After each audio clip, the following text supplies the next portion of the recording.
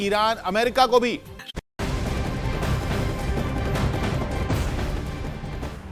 ये परतें खुल रही हैं और ये दो बिजनेसमैन के रिमांड लेटर को जनता के समक्ष पब्लिक डोमेन में मीडिया ने रखा है। आश्चर्य का विषय है, मीडिया आज वो रिमांड लेटर चला रही है और उस रिमांड लेटर में 3 मुख्य बिंदु हमने अभी देखे हैं। मीडिया भी आज अखबारों में इसे छापा है मीडिया ने। मैं ये तीनों प्रश्न आपसे पूछूंगा और आपके माध्यम से आम आदमी पार्टी से पूछूंगा। इस रिमांड लेटर में सबसे महत्वपूर्ण विषय जो सामने आता है कि ये जो आबकारी नीति है उसमें किस प्रकार से एक बहुत बड़ा घोटाला हुआ और लगभग 2631 करोड़ इसका जो नुकसान है ये स्टेट एक्सचेकर को हुआ। और जब ये पूरा विषय एक घोटाले के नाते आगे आने लगा और सीबीआई की जांच इस पे बैठा दी गई तो आपको जान के आश्चर्य होगा कि लगभग 140 मोबाइल फोन्स बदले गए। ये जो डिजिटल फुटप्रिंट्स होते हैं, डिजिटल एविडेंस होते हैं, इन डिजिटल एविडेंस को ढकने के लिए लगभग 140 मोबाइल फोन 34 लोगों ने बदला है और इसमें एक्यूज्ड नंबर 1 कोई है तो उसका नाम है मनीष सिसोदिया।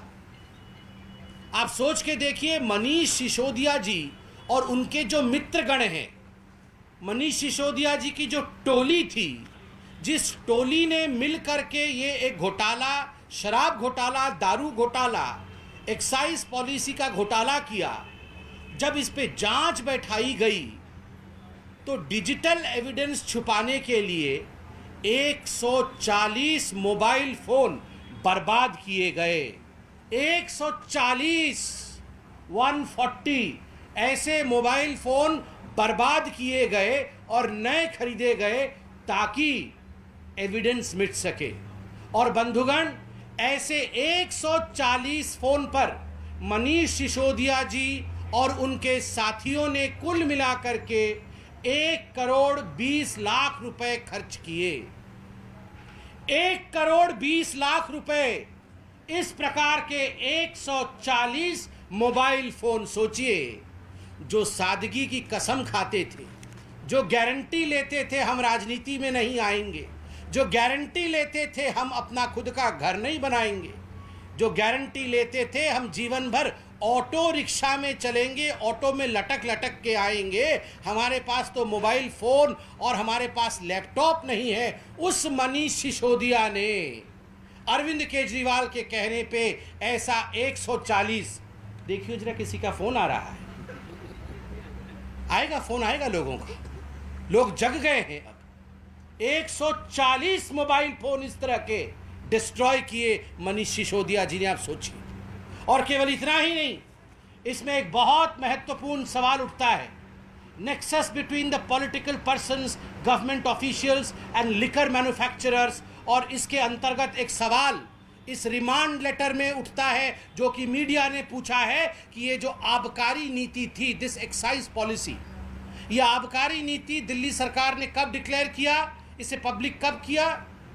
दिल्ली सरकार ने इसे 5 जुलाई 2021, 5 जुलाई 2021 को ये पब्लिक करती है। मगर आपको जान के वैसे आश्चर्य होगा नहीं, है इनका चरित्र यही।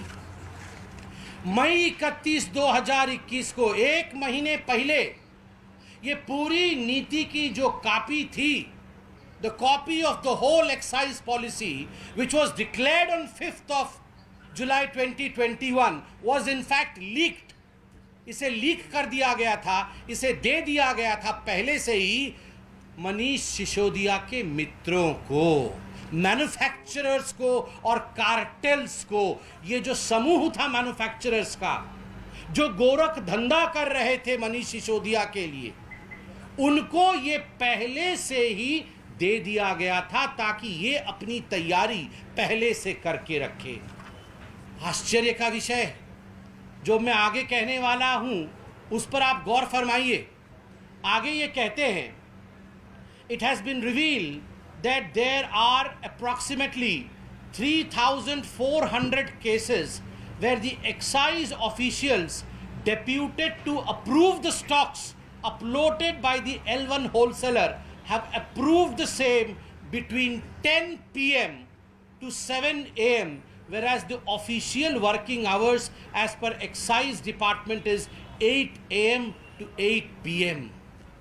जो एक्साइज डिपार्टमेंट है, ये जो आबकारी विभाग है, ये जब लाइसेंस देती है तो ये लाइसेंस को अपलोड करना, ये होलसेल के विषय को समझना, उनको लाइसेंस इत्यादि देना, इसका काम ये सुबह होना चाहिए जब सूरज सर के ऊपर हो। 8 बजे सुबह से लेकर शाम के 8 बजे तक 8 AM to 8 PM, मगर लगभग 3050 ऐसी होलसेल कंपनी है, ये जो मनीष सिसोदिया की यार कंपनियां जिसको हम कह सकते हैं, उनकी कंपनियां हैं जिनको रातों रात सुबह भी काम और 10 बजे रात से लेकर सुबह 7 बजे 10 PM to 7 AM उस समय भी ये लाइसेंस अपलोड करने का काम ये मनीष सिसोदिया के कहने पर एक्साइज विभाग कर रही थी। आप सोच के देखिए। और सबसे बड़ा विषय जो इस रिमांड लेटर में है और जो आज मीडिया ने उछाला है, अखबारों की सुर्खियां जो बनी है, इस पूरे विषय में घोटाले के कारण जिस प्रकार का अनड्यू फेवर मनीष सिसोदिया और केजरीवाल जी ने अपने यारों को पहुंचाया, एडवांस पेमेंट किया गया। 2 बिजनेसमैन गिरफ्तार हुए हैं और उनसे मालूम पड़ा है कि केवल 2 बिजनेसमैन से 100 करोड़ रुपए एडवांस पेमेंट लिया गया है। 100 करोड़ रुपए एडवांस पेमेंट। आप सोच के देखिए, 1 करोड़ 2 करोड़ 3 करोड़ नहीं, 2-3 करोड़ का ये तो मोबाइल फोन ही बदल लेते हैं। 100 करोड़ 2 कंपनियों से इन्होंने एडवांस पेमेंट लिया है, तो ये पूरा घोटाला कितना बड़ा होगा। और इसी विषय को ध्यान में रखते हुए, क्योंकि मनीष सिसोदिया जानते हैं कि वो घिर चुके हैं, जब ये पूरा विषय सीबीआई में गया, जब इस पे जांच पड़ताल शुरू हुई, तो मनीष सिसोदिया जी ने अपने ही व्यक्ति, अपने पीए, अपने ओएसडी निखिल जी से एक चिट्ठी लिखवाई, और चिट्ठी भी मेरे पास है। ये चिट्ठी लिखवाई उन्होंने। ये चिट्ठी कब लिखवाई? ये चिट्ठी लिखवाया है 30 सितंबर 2022 को। और इस चिट्ठी में सिसोदिया जी क्या चाहते हैं? Honorable Deputy Chief Minister has desired the photocopies and the scanned copies in a pen drive of files and documents related to the formation of Excise Policy 2021-22 and related tender documents. जब ये सारे files excise policy के, ये सारे files जब CBI के पास, ED के पास चले गए थे, जब एजेंसीज इनका जांच कर रही थी, तो क्या आवश्यकता थी कि मनीष सिसोदिया जी अपने ओएसडी के माध्यम से इन फाइल्स की प्रति मंगाए, वो भी पेन ड्राइव में। मनीष जी, यदि आपको फाइल्स की आवश्यकता थी, मनीष जी यदि आपको आवश्यकता थी कि आपने किस प्रकार से घोटाला किया है, वैसे आप तो जानते ही हैं, आप उसमें किसी प्रकार से फेर बदल करना चाहते थे, तो आप सीबीआई से फाइल मंगाते ना, आप ईडी को ये चिट्ठी लिखते। आपने अपने ही मंत्रालय को चिट्ठी लिखा कि फाइल हमें दीजिए, जिसको कि कानून मंत्रालय को अंततोगत्वा बंद करना पड़ा। This reeks of the fact that Manish Sisodia very well knew that he has committed corruption, he has committed a crime which is beyond what anyone in Delhi could have ever imagined, and that's the reason as to why he wanted the files with him so that he could change the notations in the file.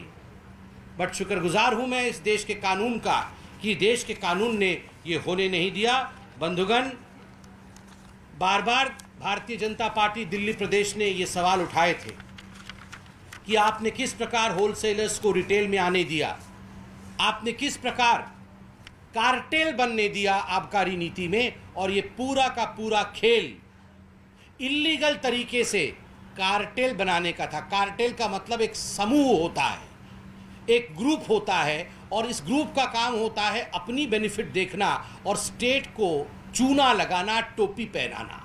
State का पैसा कैसे इसके जेब में जाए। ये जो cartel बना था, ये मनीष सिसोदिया जी के कहने पर कार्टेल बना था, शराब नीति के कार्टेल, और इस कार्टेल के कारण 100 करोड़ से अधिक रुपए मनीष सिसोदिया जी ने केवल 2 कंपनी से लिया है। और आपने बाकी स्टिंग ऑपरेशन इत्यादि देखा है। तो ये जो बहुत बड़ा घोटाला है, यह